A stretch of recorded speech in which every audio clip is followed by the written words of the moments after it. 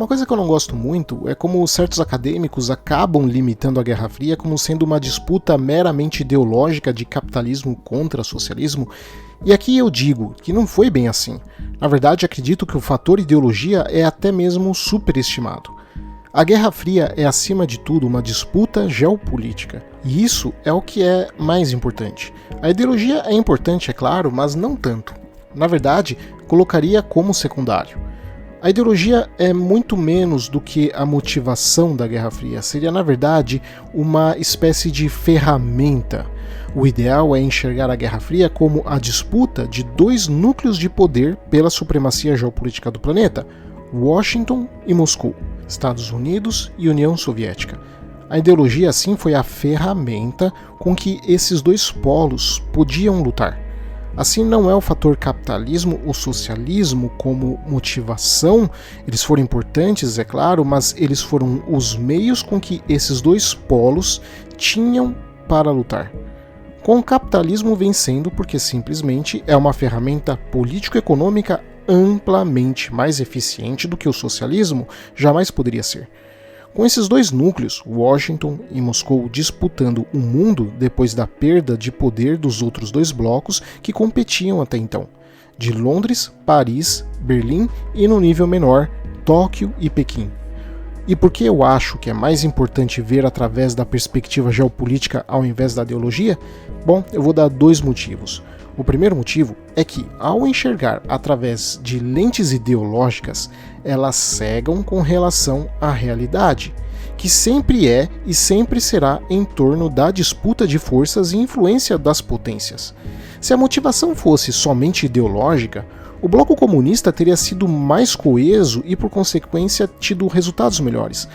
Não que teria ganho a guerra, não acho que teria, porque o socialismo simplesmente não tem como funcionar, mas talvez tivesse resistido por mais tempo e causado mais danos ao mundo ocidental. De fato, eu entendo o porquê enxergar apenas pela lente ideológica, afinal é assim que 99,9% dos livros e documentos da época tratam, mas eu, particularmente, acho isso muito raso e pequeno. Até porque eu gosto de ver as coisas dentro de uma perspectiva mais ampla de tempo. E honestamente, 45 anos de Guerra Fria é um tempo simplesmente irrisório demais dentro da perspectiva humana e da nossa civilização, que podemos colocar em torno de 20 mil anos. Acho pouco provável que historiadores do futuro, lá pelo ano 2800 ou 2900, enxerguem esses 45 anos de Guerra Fria com o mesmo grau de importância que nós damos. É claro que há o fator nuclear, que é o que é mais vital de elemento da Guerra Fria e que torna ela como ela é. Afinal, é a primeira disputa, até então, em que se correu o risco de aniquilar a própria humanidade. Mas daqui para frente teremos situações com o mesmo grau de tensão ou talvez mais. Então, em centenas de anos, dada a maior escala de armas e dimensões geopolíticas, ficará claro que a Guerra Fria, dentro desse arco de milhares de anos, não terá essa importância que nós damos hoje. É claro que alguém pode falar que isso é óbvio, porque no futuro eles estarão mais distantes e não terão tantos efeitos, mas o fato é que, mesmo quando a gente olha para trás em outros períodos-chave da humanidade, há períodos que tiveram um impacto muito grande na sociedade e civilização como um todo, talvez muito maior do que foi a Guerra Fria, como, por exemplo, a Guerra dos 30 Anos no século XVII, ou então as conquistas mongóis, que mesmo passado quase 1000 anos, ainda têm hoje uma importância-chave dentro do contexto da história humana. Essa perspectiva ideológica ela só faz sentido dentro desse contexto pequeno que é o século XX. Até porque, olhando para trás, conseguimos ver isso com clareza. O fator de disputas ideológicas só tem sentido se realmente tivesse havido algum equilíbrio de forças entre esses dois sistemas político-econômico-ideológicos, de socialismo e capitalismo. Mas hoje sabemos que não, sobretudo o fato de que o bloco socialista não tinha a menor chance de ganhar aquela disputa. E de novo, olhando hoje é fácil ver e dizer, mas na época não. Qualquer um no Ocidente especialmente nos Estados Unidos, que estivesse no fim dos anos 50 e início dos anos 60, ao olhar os números e mapas, iria ficar aterrorizado com a iminente e inevitável vitória socialista liderada por Moscou. Porque o crescimento industrial soviético era algo avassalador, o crescimento do PIB também, sem falar que a sua ciência parecia superior, colocando o primeiro satélite no espaço e em seguida o primeiro homem. Sem falar de quase 6 milhões de soldados, 45 mil tanques, 20 mil aviões do Pacto de Varsóvia, que eram números muito maiores do que os que a OTAN tinha. Até porque nisso ainda não se calculava sequer o número de eventuais reforços vindos da China e provavelmente dos indianos, que apesar de dizerem que eram neutros, flertavam e cooperavam com os soviéticos. Então, daquele ponto de vista, parecia que a derrota americana e da OTAN seria inevitável. Que a União Soviética em poucos dias tomaria a Alemanha Ocidental e a Dinamarca e em poucas semanas a maior parte da França, Itália, Holanda, Bélgica e Grécia. E ainda por cima, eles viam pipocar na América Latina movimentos pró-soviéticos. A África do Norte e Oriente Médio, na prática, já havia sido perdida, e o resto da África dificilmente não iria pender para o lado soviético. No Sudeste Asiático, o pânico era de que se os comunistas ganhassem no Vietnã, seria inevitável que toda a região iria cair, como num efeito dominó. E vale lembrar que os Estados Unidos ainda estavam traumatizados da Guerra da Coreia, que apesar de tecnicamente ser um empate, na prática acabou sendo uma vitória para a China. E eu digo que foi uma vitória para a China porque os Estados Unidos, apoiados por uma coalizão das Nações Unidas, e como eles sendo uma potência nuclear, vinham vencendo facilmente a Coreia do Norte, depois de empurrarem os norte-coreanos de volta para trás do paralelo 38, que é o paralelo que divide a Península Coreana entre Coreia do Norte e Coreia do Sul.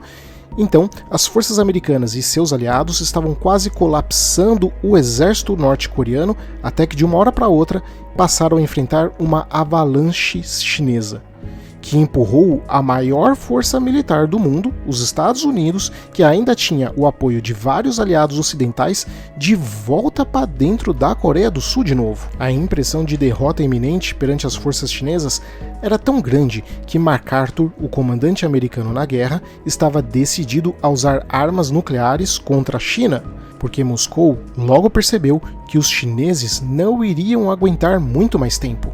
Então Moscou, achando que seria derrotada, e Washington, achando que também seria derrotado, decidiram negociar. E a guerra na prática terminou, embora tecnicamente ainda não, mas enfim, na prática aquela guerra acabou ali, embora hoje esteja em armistício, mas enfim, é outro tema. Os dois lados só negociaram porque os dois lados acharam que iam perder. A mesma coisa na crise dos mísseis. Os dois lados acharam que iam ser derrotados, por isso sentaram e conversaram. O que até torna a situação hoje na relação entre Rússia e OTAN muito mais grave, porque os dois lados acham que vão ganhar, e se acham que vão ganhar, não tem por que negociar. Mas voltando à Guerra Fria, os americanos estavam traumatizados da Guerra da Coreia e no restante dos anos 50 e 60 tinham certeza que se tivesse uma guerra eles seriam derrotados. Mas hoje, olhando os dados, números, relatórios e tudo mais, nós sabemos que não. Que na verdade os países comunistas não tinham a força que mostravam ter e que não eram tão solidários uns com os outros. Na verdade, a União Soviética e a China não confiavam um no outro, e todos eventualmente acabavam querendo se pegar. Isso ficou de fato claro quando a China invade a União Soviética em 1969, no rio Ussuli, mobilizando centenas de milhares dos dois lados para quase começar uma guerra entre a União Soviética e China. Além disso, a economia soviética, que crescia assustadoramente nos anos 50, subitamente parou de crescer, e a estimativa de que a produção industrial soviética, que crescia a passos largos, rapidamente estagnou nos anos 60, não chegando nem sequer perto da dos Estados Unidos. Além disso, a tecnologia soviética gradualmente foi ficando obsoleta se comparada com a americana, e aquele número absurdo de soldados, tanques e aviões se tornou um peso muito grande para Moscou sustentar. tentar manter o passo na velocidade com os Estados Unidos capitalista, acelerou ainda mais a queda da economia soviética. O mesmo só não aconteceu com a China, porque os chineses, que historicamente são uma nação de comerciantes, perceberam o fiasco socialista e mudaram sua economia abraçando o capitalismo. Mas mesmo que se por algum milagre a União Soviética tivesse feito a mesma coisa e saído do socialismo, ainda é bastante claro que Estados Unidos e União Soviética iriam manter as suas disputas geopolíticas. Porque o que estava em jogo era ver qual núcleo de poder iria reinar dominante, Moscou ou Washington.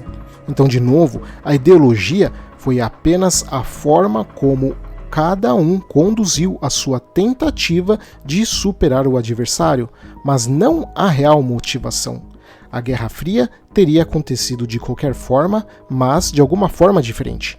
O que nos traz então ao mais importante desse vídeo, que é o segundo motivo. Porque na verdade, a Guerra Fria e a atual, que a mídia chama de Segunda Guerra Fria, de uma perspectiva tanto histórica como antropológica e geopolítica, nem seria exatamente isso. Porque faria mais sentido chamar a Guerra Fria tradicional, aquela entre Estados Unidos e União Soviética, de Segundo Grande Jogo, e essa atual, entre Estados Unidos e China, que chamam de Segunda Guerra Fria, de Terceiro Grande Jogo. O chamado Grande Jogo foi a disputa entre os impérios britânico e russo do século XIX pela influência na Ásia Central, principalmente no Afeganistão, na Pérsia e no Tibete. Os dois impérios intervinham militarmente e pressionavam diplomaticamente os territórios na Ásia Central e Ásia do Sul. A Rússia marchava em direção ao sul e a Grã-Bretanha, a partir do subcontinente indiano, usava o território como plataforma de controle do Oceano Índico e Pacífico, expondo seu poder na África e na Ásia. É engraçado porque as pessoas tendem a achar que as coisas que acontecem no mundo na época delas é sempre algo novo. Mas se você ver a história do século XIX, verá como ela replica o século XX todo e boa parte do que vemos hoje parece se repetir. No século XIX, tal como no XX, nós temos uma força europeia continental tentando unificar o continente europeu a partir do centro. Com isso, duas forças marginais, uma oceânica e outra terrestre, cooperam para impedir que isso aconteça. E quando essa força europeia fracassa, esses dois polos marginais maiores então passam a disputar entre si a influência global. Então esse é o ponto que temos que focar. Em resumo, o Grande Jogo viu a atuação de um grande polo de poder oceânico atlantista, que era Londres, entrando em colisão com o polo de poder terrestre, que era Moscou.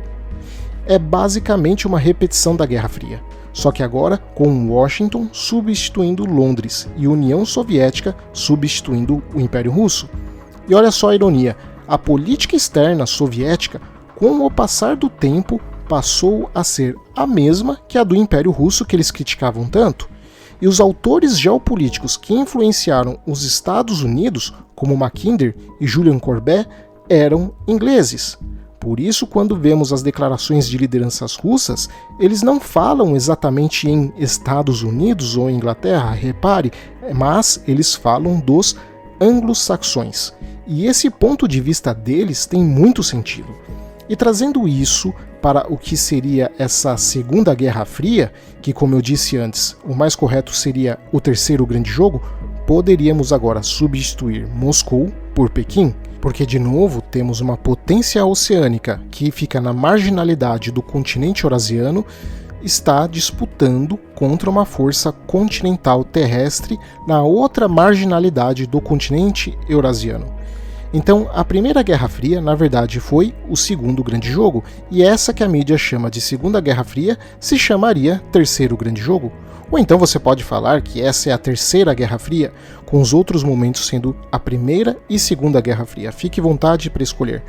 Essa perspectiva faz muito mais sentido porque, de novo, a ideologia é o que menos importa aqui, mas sim a disputa de poder e influência na geopolítica. Eu não tenho dúvidas que historiadores do futuro, de daqui a vários e vários séculos, talvez milhares de anos, enxerguem os Estados Unidos como uma continuação do Império Britânico com um breve racha. Tal como nós hoje olhamos para 2000 anos atrás e víamos Constantinopla e Roma como sendo ambos partes do mesmo Império Romano, apenas com uma divisão administrativa, antes da queda do Império Romano Ocidental, Londres e Washington no futuro serão vistos como parte do mesmo organismo geopolítico, pois conforme o tempo for passando e a visão desse cenário for ficando mais distante e, portanto, mais ampla, eles serão partes do mesmo império. O mesmo não se aplica à China e com a Rússia, que não são a mesma civilização e têm pouquíssimas ligações. Até porque, em um primeiro momento, poderia até parecer que a lógica que eu disse não teria muito sentido. Afinal, não houve uma grande guerra que fez com que Estados Unidos e China cooperassem e depois dividissem, entre aspas, o mundo. Mas quase teve, porque depois dos eventos que eu mencionei de uma quase guerra entre China e União Soviética no Rio Ussuli, o que os Estados Unidos fizeram para conter essa força geopolítica terrestre que dentro do cenário europeu seria marginal, mas dentro do cenário eurasiano seria central? Eles buscaram cooperar com a China, que dentro de uma perspectiva euroasiática seria uma força marginal. Tal como Moscou para a Europa, Pequim seria o equivalente para a Eurásia. O motivo dessa repetição é simples: geopolítica é a geografia influenciando o comportamento dos estados e definindo a arena que eles irão disputar. Mas então vem a pergunta: usando essa base histórica do passado, será que daria para prevermos quem será vitorioso dessa disputa no futuro? Infelizmente não, porque apesar dos atores repetirem esse padrão geopolítico, os elementos e ferramentas que eles têm à disposição são diferentes. A China é diferente do Império Russo e da União Soviética, num sentido muito mais amplo. Eles são menos militaristas, mas muito mais comerciais e industriais, mais antigos, mais pacientes e com uma visão de longo prazo muito maior, sendo esse um elemento diferente das duas Guerras Frias ou grandes jogos anteriores.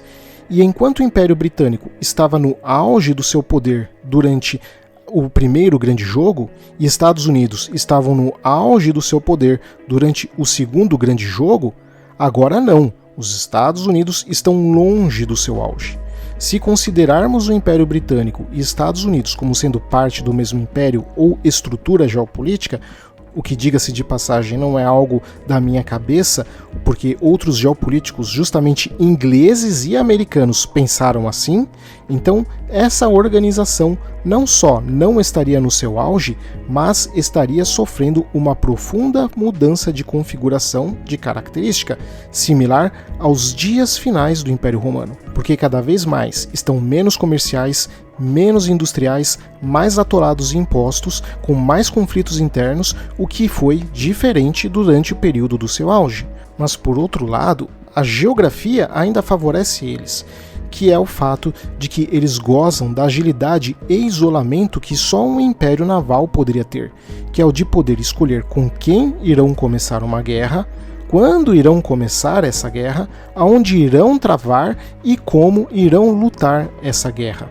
Assim, dentro dessa ampla perspectiva histórica e geopolítica, não penso que deveríamos estar falando de uma segunda Guerra Fria, mas sim da terceira guerra da mesma civilização de forças marginais oceânicas contra forças terrestres eurasianas, sendo isto parte do mesmo momento histórico, mas subdividido em 3 episódios. Obrigado a todos, espero que vocês tenham gostado e não se esqueçam de se inscrever no canal, ativando o sininho de notificações e de compartilhar o vídeo com todo mundo que vocês conhecem. A ajuda de vocês é fundamental para que eu continue trazendo conteúdo de geopolítica para vocês. E não se esqueçam de dar uma olhada no meu outro canal, Horizontes Futuristas, onde eu trato de temas da ficção científica de forma técnica e realista. Abraços e até o próximo vídeo.